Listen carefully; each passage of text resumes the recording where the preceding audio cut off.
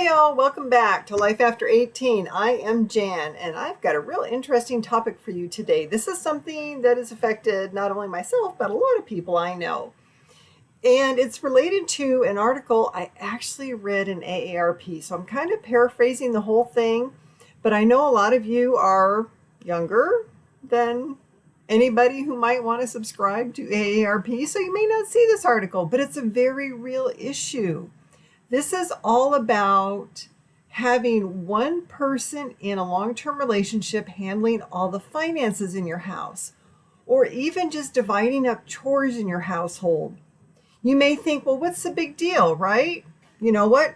You can wash the clothes, I can do the ironing, you can cook, I can do the cleanup, I'll manage all the money, and you do all the yard work. Really? I mean, what can go wrong? What's wrong with this picture? You know, from someone who's been married a couple times, and I've actually done this once or twice as far as these kind of situations, let me tell you what happens, especially with me recently. For the longest time, I was still working after my husband retired. And so he took on a lot of the housework. He took on the laundry, he took on the vacuuming, he took on the cleaning, the dusting, the laundry, the yard work, everything, because he was always home and I was still at work until like 6 or 6:30. So what has happened is that he got really good at this stuff. He got really efficient. I mean, I even went so far as to teach him all my old family recipes so that he could make them up and have dinner ready when I got home from work. And it was really nice for the longest time. Well, until I retired and the kids moved away. And all of a sudden now, I don't know how to work the washing machine because he's been doing all the laundry. Vacuuming, yeah, I can still handle a vacuum. Cooking, yeah, I can still do that, but I can't do grocery shopping. I mean, I had a hard time. I mean, it's not that hard really, but I had a hard time thinking about what's for dinner, what do I have to put on the list, what do I have to pick up at the store and do my coupon cutting and saving and all the rest of that. So he got really good at it, but I slowly lost those skills. The laundry was the biggest thing, and I'm still kind of struggling with that one, and I feel really stupid. So that's what can go wrong with that. Now, suppose, I mean, this is just housework. That's real simple, but suppose it's a financial thing. Suppose, you leave all the finances, the bill paying, the investments, the savings, the planning, all that, you leave that to your spouse, your other half. Now, when I was younger and I got married at 19 the first time, I actually did that. Not that I thought it was right or wrong. I didn't give it much thought, to tell you the truth. Here I was 19. I moved away from home about 17. And I really didn't know how a marriage was supposed to work. So when I got married and my husband was a few years older than me, I just assumed when he said he would take on all the finances, he would pay the bills, he would manage the money. I just thought that that's what a husband did. And I was still working and we still split the housework. But again, see, I never gave it any thought. And that all worked real fine and dandy for many years. Well, okay, a few years. We were divorced at 6 years. But the problem was when I got divorced, I didn't know anything about where our money was. I didn't know what bills we had. I didn't know if we had credit cards. I didn't know barely what bank our money was in. Never really saw the checkbook. Never really saw him pay any of the bills. Didn't really know what was going on. I mean, I kind of knew what my paycheck was because back then we didn't have automatic payroll deposit. I had to hand him my check all the time and he would give me a bit for an allowance. So yeah, and then a lot of things went wrong in that marriage and I ended up by leaving him quickly. And I didn't know anything about our finances. So that kind of sucked. Now, I'm not saying everybody's going to get divorced or anything, but to be that clueless was really pathetic.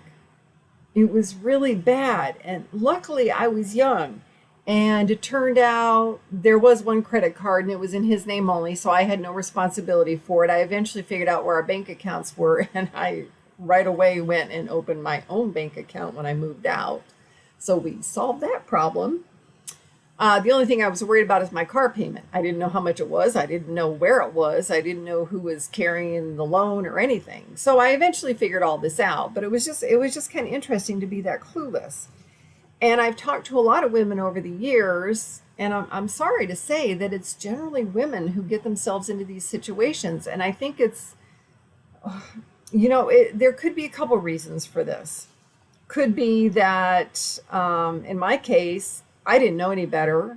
And I thought that was kind of the traditional role thing, although it's really weird. Ironically, my mom always handled the finances between her and my dad. So I don't know where I got this from. But I just thought it was the right thing to do. Now, some women, though, they say, oh, well, I'm not very good at math, and oh, it's boring. I don't want to deal with it. You just handle it, honey, no big deal. Or, you know what, I've got other things I'm good at. Like I said, I can do the cooking and the cleaning, and you can manage the money or whatever. But there could also be some trust issues, which is something I carried into my next couple of relationships. Since I found out that also my ex-husband had a savings account, but I didn't know that. He was skimming money off and putting it away. Now I'm fast forwarding, of course, to, God, I hate to say this, my second husband. No, my third husband. Anyway, what he had done, my third husband, is he was skimming off a lot of money into a separate retirement account. Now, as I say, I learned my lesson from my first marriage. My second and third, I did have a good idea of what the finances were. I did keep my own paycheck. We did have joint bank accounts, and I highly recommend you do that. But for some reason, I still wasn't involved in the finances as much as I should have been, and I'm not sure why I was such a slow learner on this one. Anyway, trust issues is another reason this could be a problem. So I'm married again. This is my fourth marriage. We've been married 21 years this year, and it's going really well. And I learned a lot of lessons finally. I'm a slow learner, right? Anyway, so we set up joint accounts and we pay bills together. We do all our finances together. Now, my husband doesn't think he's real good at math. He doesn't get excited about doing finances. He's never done it before. But I kind of forced him to sit down with me to have a good understanding of what all our bills were. And I have a ledger where they're all written out. And sometimes if I'm not feeling well, he will make sure all the bills get paid. And we have all the due dates set up on our joint calendars so we know what has to be paid and when it has to be paid. So neither one of us, honestly, I don't enjoy doing this either. So neither one of us enjoys this, but we're both active participants in these activities. And the reason for this is because not all of us are going to live and die on the exact same day. Think about that, really. I mean, people think, oh, what could go wrong? Well, this is what could go wrong. First of all, like I said, in my situation, divorce. But the other thing is, even if you're happily married like Tom and I are, we're thicker than thieves now, and that's great. But there's nothing that says that we are going to be parting from this world on the exact same day. One of us is going to outlive the other. That's usually what happens. So the person left behind is the person who has to know how to manage all this stuff. And again, I see this with more women than men. And the reason I see this is because I do a lot of in-home tech support in this little town of ours. And I meet a lot of women who say that they are widowed. Their husbands did all the money. They managed all the money, all the finances, and they have no idea where to begin. And I feel so bad for them. They're so clueless. Or here these ladies are in their 80s, and they have no idea. The other thing the other situation, I should say, where this could possibly go wrong as far as one person managing it over another is even if it's not death that separates you, suppose it's a debilitating disease. For instance, maybe I end up with cancer and I'm on chemo for months and recovering. If my husband didn't know how to deal with the finances, I mean, he'd be screwed. He'd be on his own because I've seen people go through chemo. My mother did this. And honestly, you won't be in any kind of shape to do anything. I've seen people with kidney failure too, and they can't do anything. It's hard to stay focused for them, to stay focused on their health and getting better and taking care of themselves. They don't have the bandwidth to deal with the finances. So I don't know. It's not just divorce that could be a problem here, but it's a debilitating disease. Oh, yeah. And by the way, my mom ended up with dementia. Now, ironically, or for good, I guess, thank God. I don't know how to say this. My dad passed away first, way back in 2009, and then my mom went on to live another 15 years. And her dementia, though, kind of kicked in 5 or 6 years ago, I think. It's been a while. And she couldn't manage the finances anymore either, even though she was the one who managed all these years. So I ended up by having to take it over. Did I know anything about her finances? No, but while she was still mostly there, she was able to show me her ledger. See, that's where I got that ledger thing from.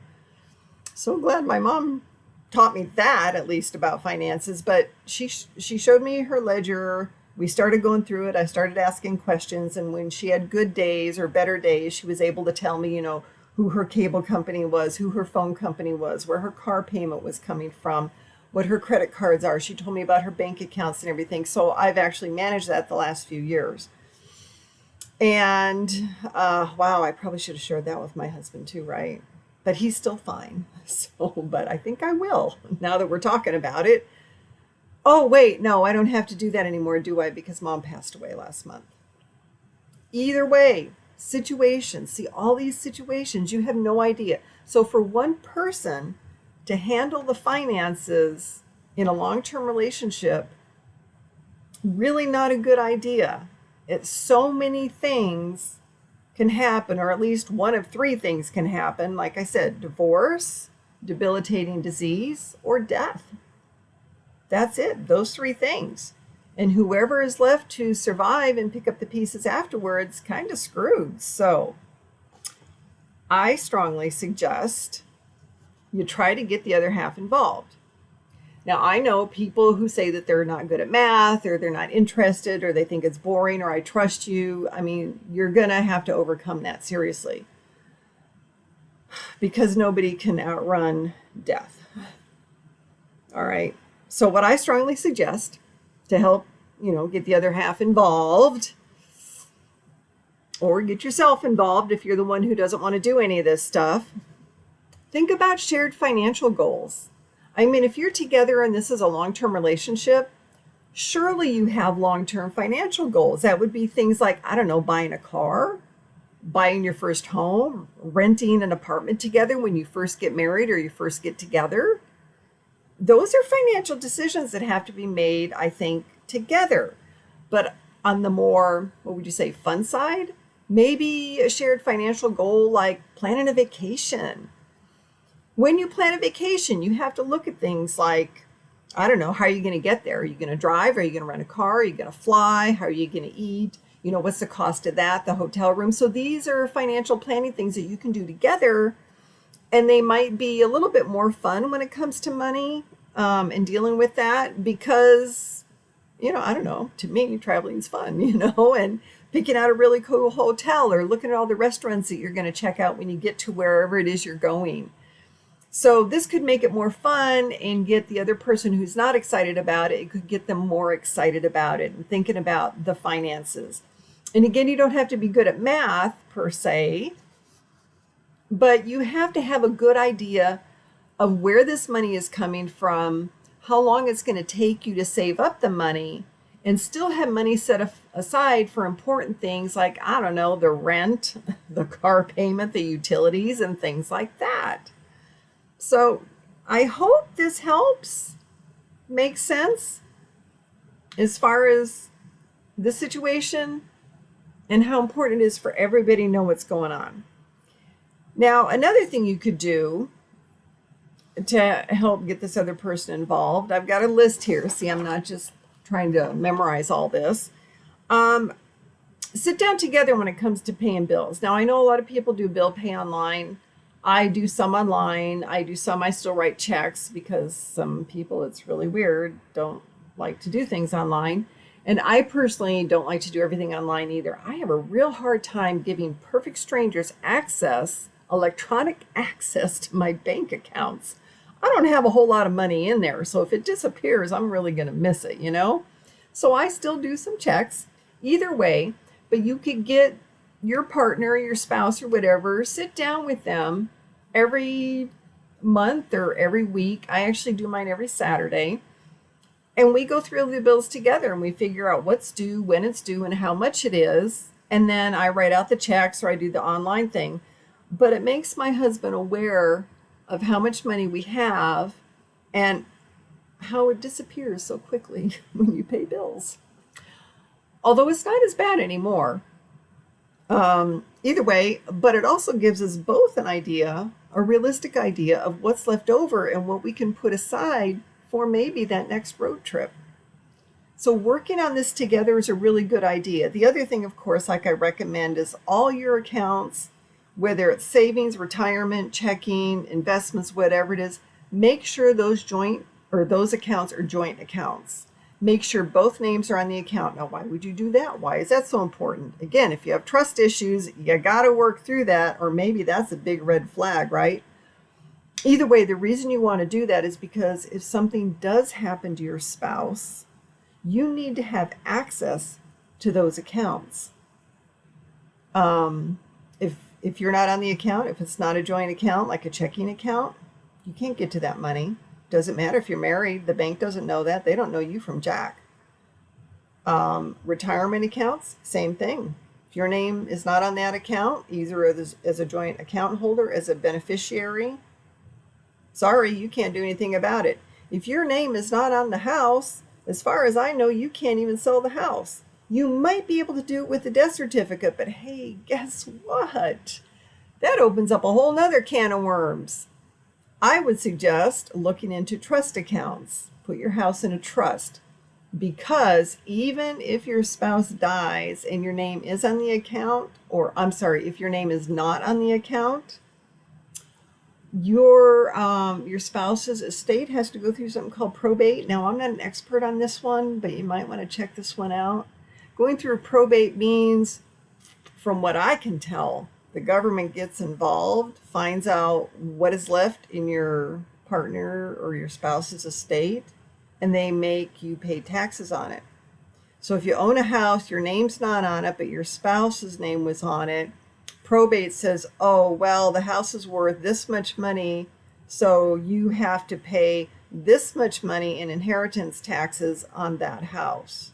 I have seen a lot of people have to sell the homes in this situation in order to pay those inheritance taxes. Now, again, I'm not an expert on any of this, but I just know that these are some situations I've seen where things can go wrong. So make sure all of your accounts, all your bills, everything, joint accounts, put your name on everything. That way, if something happens to your spouse or your long-term partner, you have access to those funds and you can still pay your bills and you can still, just live, buy groceries, do the things you need to do, okay? So this, it's a real important subject. I hope it gives you something to think about. I hope it makes you aware. I know a lot of you are probably young. You're probably, in love, graduating high school, ready to move on to the next steps.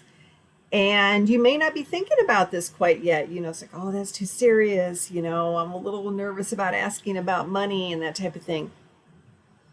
You know what? Put on your big girl pants and ask about money. You need to have that discussion in order to protect yourself. As I say, could be a traditional thing where women generally didn't deal with this, but I'll tell you what, this is not 1955 anymore. You need to protect yourself. You really, really do. And I know that there are men out there that have been in this position. My husband now, he was in that position too. When he and his wife decided to divorce, actually his wife made that decision. She told him and then handed him a huge stack of bills saying, oh, by the way, we're in bankruptcy and the house is going to be foreclosed on next week. And she walked away. He had no idea.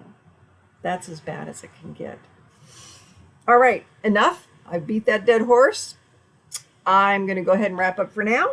Thank you so much for listening in today. If you have any questions or comments or suggestions on things you'd like to hear me talk about, please email me, jan@lifeafter18.com. I have a lot more information related to this in my online website, which sounded really redundant, didn't it? Anyway, on my website, lifeafter18.com. Again, that is lifeafter18.com. Y'all take care now. Bye.